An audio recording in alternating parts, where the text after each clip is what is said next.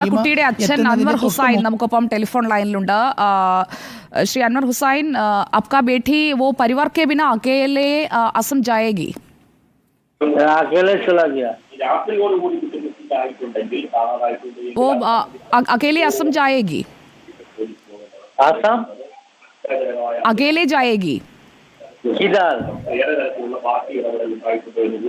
अकेले रूम से बाहर चला गया आपका वो संदेह क्या है अभी आपका संदेह और आपका आप क्या सोचता है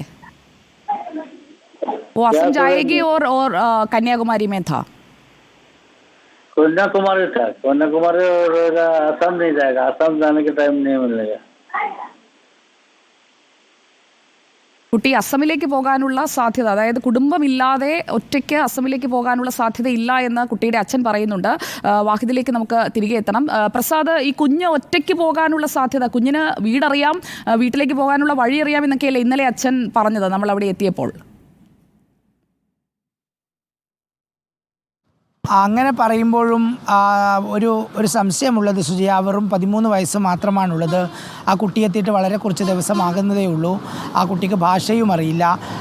എങ്ങനെയാണ് ആ കുട്ടിക്ക് തനിച്ച് പോകാൻ കഴിയുക എന്നുള്ളതാണ്. ഒരു ചെറിയ കുട്ടിയാണല്ലോ, എങ്ങനെയാണ് തിരിച്ചു പോകാൻ കഴിയുക, അല്ലെങ്കിൽ മറ്റൊരു സ്ഥലത്തേക്ക് പോകാൻ കഴിയുക? ഇനിയിപ്പോൾ ഈ കന്യാകുമാരി എന്ന് പറയുന്ന സ്ഥലത്തെക്കുറിച്ച് ആ കുട്ടി കേട്ടിട്ട് പോലും ഉണ്ടാവില്ല എന്ന കാര്യം ഉറപ്പാണ്.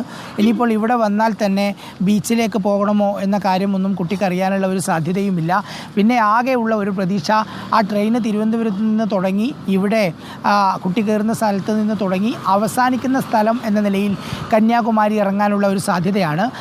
ഇന്നലെ കുട്ടിയുടെ ഫോട്ടോ എടുത്ത പെൺകുട്ടി പറഞ്ഞത്, വിദ്യാർത്ഥി പറഞ്ഞത് കന്യാകുമാരി ഇറങ്ങാനുള്ള സാധ്യത ആയിരിക്കാം എന്നുള്ളതാണ്. അത് തന്നെയാണ് പോലീസും അനുമാനിക്കുകയും ചെയ്ത്.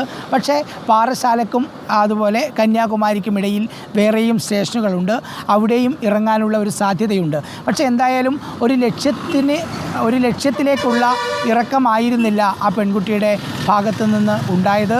വീട്ടിൽ നിന്ന് ഇറങ്ങുന്നു, ആ CCTV ദൃശ്യങ്ങൾ പരിശോധിച്ചാൽ നമുക്കറിയാം, പിറകിലൊരു ബാഗുമായി വളരെ ആത്മവിശ്വാസത്തോടെ അതിവേഗതയിലാണ് ആ പെൺകുട്ടി നടന്നു നീങ്ങിയത്. കുട്ടിയുടെ അച്ഛനോട് ചോദിക്കുന്നതിന് മുൻപ് പ്രസാദിൽ നിന്ന് ഒരു വ്യക്തത വേണം. കാരണം പ്രസാദ് ഇന്നലെ ആ കുടുംബവുമായി ഒക്കെ സംസാരിച്ച ആളാണല്ലോ. എന്താണ് അവരുടെ വീട്ടിൽ സംഭവിച്ചത്? ഒരു കുഞ്ഞ്, 13 വയസ്സ് മാത്രം പ്രായമുള്ള കുഞ്ഞ്, എൻ്റെയും പ്രസാദിൻ്റെയും ഒക്കെ മക്കളുടെയൊക്കെ പ്രായമല്ലേ ഉള്ളൂ. അങ്ങനെ ഒരു കുഞ്ഞ് വീട് വിട്ട് ട്രെയിനിൽ കയറി പോകുന്നു. കുഞ്ഞ് ട്രെയിനിലിരിക്കുമ്പോൾ തന്നെ കരയുന്നുണ്ട്. എന്താണ് വീട്ടിൽ സംഭവിച്ചതെന്നാണ് വീട്ടുകാർ, അച്ഛനും അമ്മയും ഒക്കെ പറഞ്ഞത്?